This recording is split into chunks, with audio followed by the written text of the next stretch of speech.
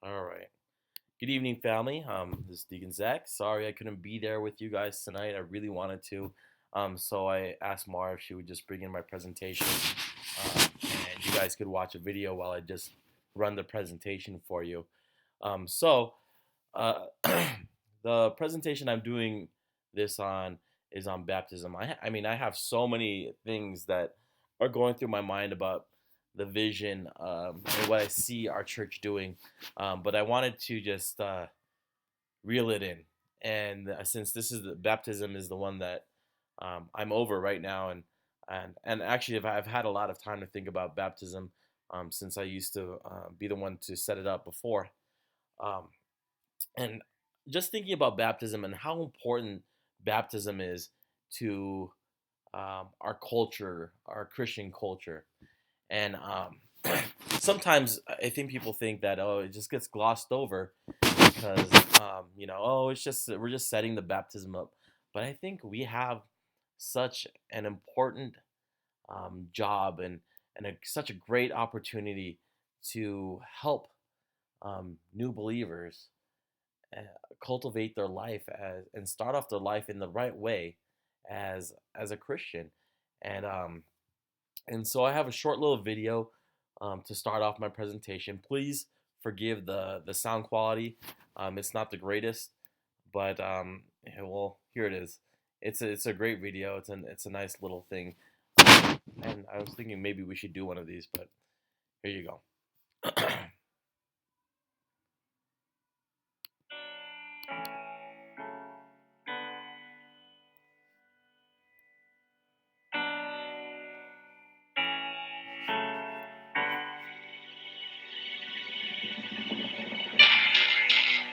Baptism is symbolic of what Jesus did for us in his death, burial, and resurrection. Being lowered in the water represents our old life dying. Just like Jesus was dead and buried, who we were and what we've done is dead. Our past and future sins are forgiven. When we are raised out of the water, we are reminded our new life is made possible because of Jesus' resurrection. We are a new creation. Today, we celebrate as people take their next step and tell the world how Jesus has brought them from death to life. We celebrate because they have a new life in Jesus. They have been made brand new. They are forgiven. They are a new creation.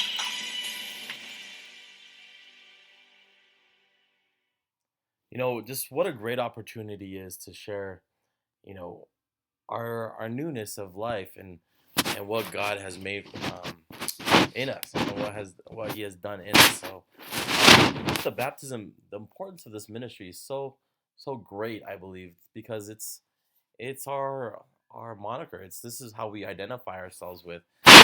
This is showing the world that yes, I am a Christian. So, um, this is our mission statement: is fulfilling the Great Commission by baptizing converts and helping them publicly declare their faith in Christ. And so that's super simple.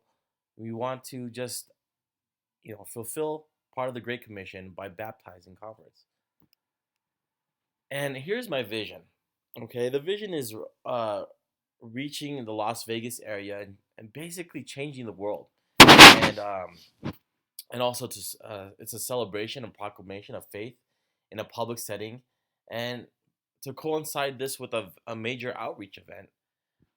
Also, the vision for this ministry, I want to streamline the process so people aren't waiting months to get baptized, and they can just do it and say they got saved that day. And it would be great to just go ahead and baptize them that day that they were saved. So um, this is how I see our baptismal ministry uh, moving towards. And let's start with the end in mind. Okay, my vision is this: is thousands of people gathering and going to the water. I know that maybe we're not doing this by ourselves. Maybe we're teaming up with other people, but we're doing this in an open public setting where everyone can see, and and and spectators might just think, what is going on over there, and where are all these people in clothes going into the water? But what what a statement that is making when you can go with your whole family and be baptized all at once with your whole family. What a great thing that would be. Also, one of the things I was thinking about was um, going to the Jordan River, and this right here is an actual picture of the Jordan River where people get baptized, where Jesus was getting baptized. So maybe your statement as a new Christian is, hey, I am all gung ho about Christ, and so I'm gonna go to where Christ was baptized. So that's one of the things that I was just thinking about, that this ministry can evolve to. And so let's start. So we have the end in mind, and I'm looking at our current state, and I was just looking to see, okay, what is the Las Vegas area like? What are the demographics? So we have about 1.4 million people in Las Vegas. It's around 1.375, something like that. I just rounded up to 1.4 million, and I was looking online and doing some research, and it says about 35% of Las Vegas area residents are religious, and a little bit less were Christian. Okay, and I took out from that 28% that I put down there. I took out the Mormons, and I took out also the Jehovah's Witnesses, and so that leaves us with about 28% who identify as Christian. All right, and so with that being said, there's about 1 million lives in the Las Vegas area alone that don't believe in Christ, that aren't the followers of Jesus. That's 1 million people that can be saved and that can be baptized. Now, if you think about those terms, even if we just got 10% of that, wow, what what feat that would be, to baptize that many people.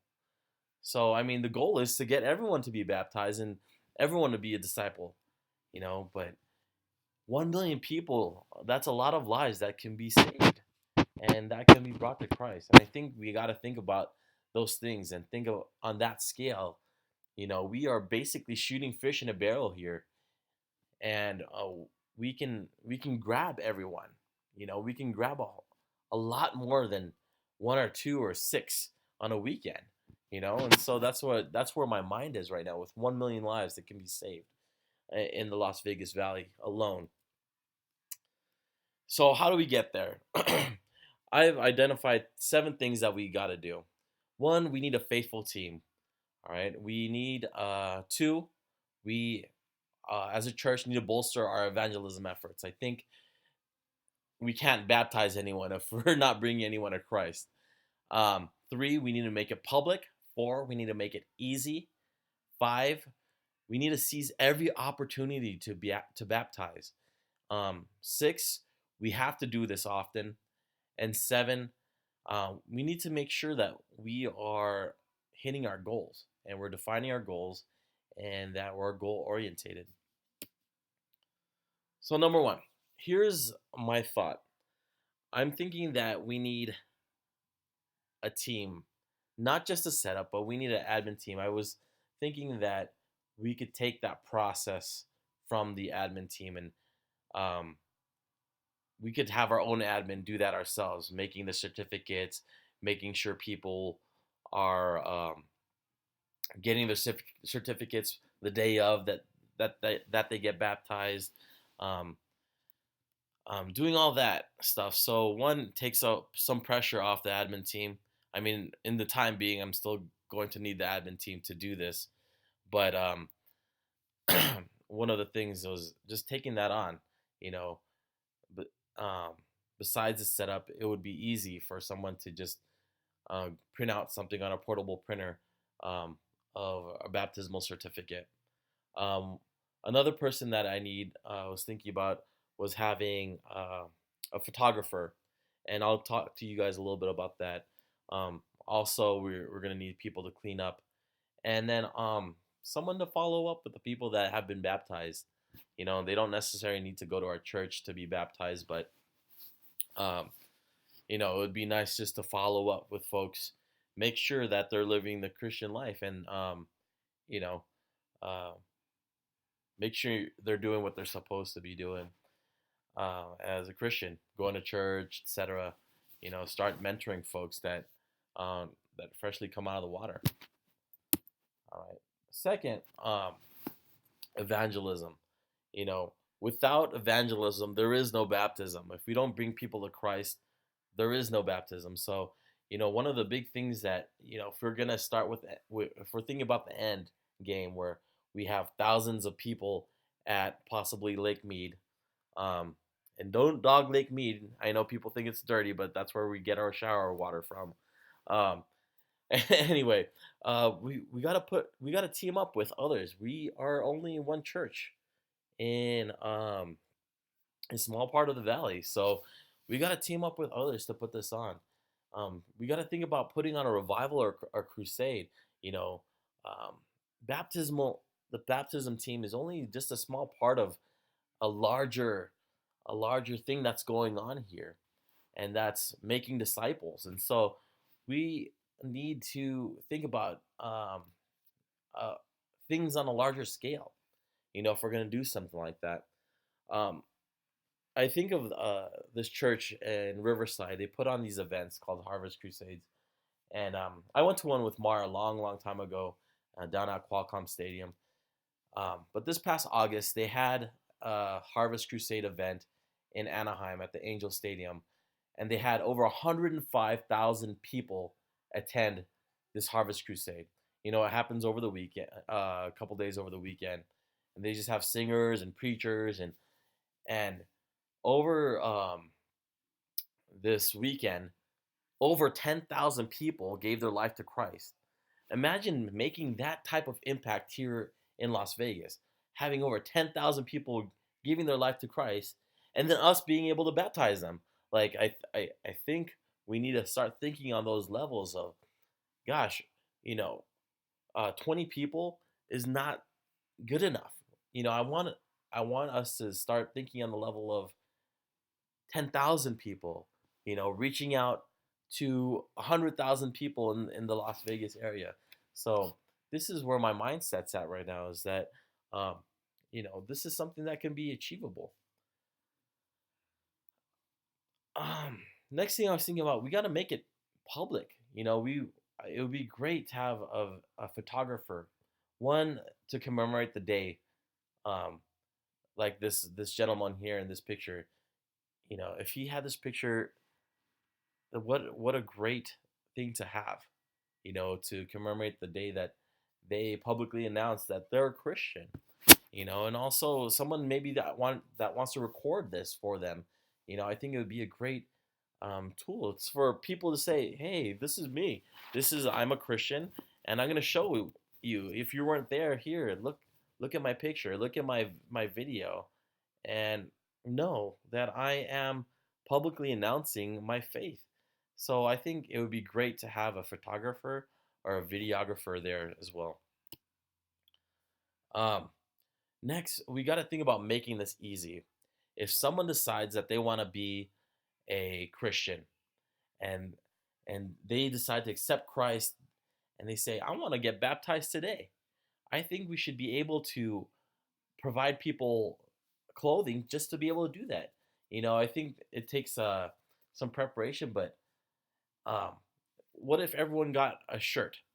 Okay, I when I got baptized, I received a shirt. They on the spot they said, "Hey, we after the class, um, new members orientation, we're going to baptize people, and if you'd like to get baptized today, you can." And I think we should be able to do that as well. You know, um, you have you give them the clothes to wear, and then let them keep the shirt, and then they can wear it wherever, and that becomes their first evangelism tool.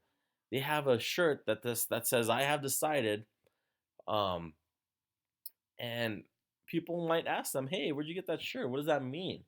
That's their first outreach tool for the community to say, hey, I'm a disciple of Christ. And then it just creates an easiness about this. There's no planning. I don't have to get my swimsuit on, and I don't have to get all this stuff. We're just gonna provide it for you. And even the trunks we provide. I mean, they don't keep the trunks, but um, I'm thinking that, why not purchase these shirts? These shirts are inexpensive if you purchase them in bulk. And if we're thinking of on the level of 10,000 people, why not buy 10,000 shirts? And we can get a greater deal when we buy um, more in bulk. So just something to think about. And we have clothing on the spot. And one of these things that, you know, if we decide to go this route, um, we'd probably need a washer and dryer or something like that to make sure that um, the clothes can get reused. I mean, the shorts and the towels and whatnot, and then they can keep the shirt from themselves. All right, and we ought to seize every opportunity to baptize. You know, we should have couples events, youth retreats, VBS, baptism orientation, picnics, block parties. We should have that availability to be able to do that. I think that sometimes we don't think in advance, like, hey, we can, if we're doing this event, why not be able to baptize? Well, let's just keep the pool out during VBS. And, if a child decides to accept Christ, you know, what an awesome way to show in front of everyone, all the kids, that, hey, I've decided, Christ is my Lord and Savior. So um, I was thinking, we should go and do that. You know, if we have new couples, maybe they're not saved, but they wanted to attend a couples meeting, and they said, hey, I want to decide that they wanted to decide that Christ was the Lord and Savior. What a great thing to be baptized with your spouse. Like that that doesn't happen. So, why not make these things happen? Let's make it easy. Let's make it let's make every opportunity that we can to let people proclaim, what Christ is doing in their lives. So, that's number 5. And 6 is we have to have availability for this to happen. We got to do it often. And I'm just showing you this baptismal pool. One, it has special meaning because this is actually where I was baptized, in this pool. Um, but wouldn't it be great to have a baptismal pool at our church? And we could have a videographer outside, um, showing live video stream, and we could even record it if not, and to show it at church, and just have this pool available whenever whenever we decide to have a baptism. And it'd be a great water feature for our church, and just something that we should think about. And I know that this type of setting is expensive, um, but when we do, things that are great aren't always going to be cheap, and I think we got to do something that's big and bold, and show, you know an environment for Christians, saying, hey, this is what we believe in, and so one of the things that I was thinking about is having our own baptismal pool that was in ground. And I know that wasn't in the plan, but hey, as our church expands, that maybe this is what we're looking at in the future. And then we got to define our goals. I think what is achievable, I think, is our short term. In the year 2016, I think we can get a team of 6 or 7 to set up.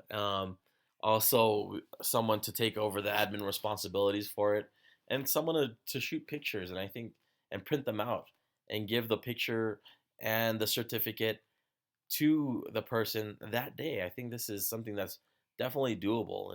And then on the long term, I want to start thinking about doing these large scale events and teaming up with Calvary, Nellis, and whoever is on our roster, to do these large scale events. We got to go to youth rallies and youth events and baptize them there. You know, one of the things that we should start thinking about is pricing out costs for shirts and shorts, towels and robes if we are going to do these large events. And I think this is definitely something we can do and publicize. I think we got to be out there and do this. One of the things that I I know some of you guys aren't keen on Facebook, but um, let me show you something really quick about that my niece posted, and it just it I was so moved by this, and this is one of her postings on Facebook, and this was at a youth rally, and it's just a place where I would like to see our youth be at. They're at a retreat, and that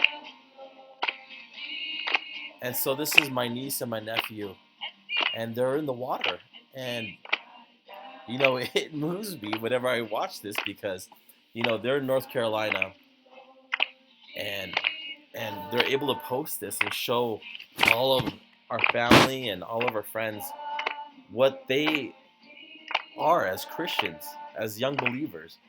This was 2012, and my niece, I believe, was a freshman at the time, and my nephew was a junior. And see, they got baptized together, and and this was at a youth event. And if you when in another video, you can see the whole pond area that they're at is lined with youth, and just to make this proclamation in front of all these other youth and all these youth that are singing about Jesus Christ, I think that's one of the places that we need to get ourselves at. So oh, here you go. Let me get back to my prezi. Um, so that's my presentation, and let me see, cancel this. Ah. All right, that's my presentation, and I think this is something that's definitely achievable, and this is something that we can do.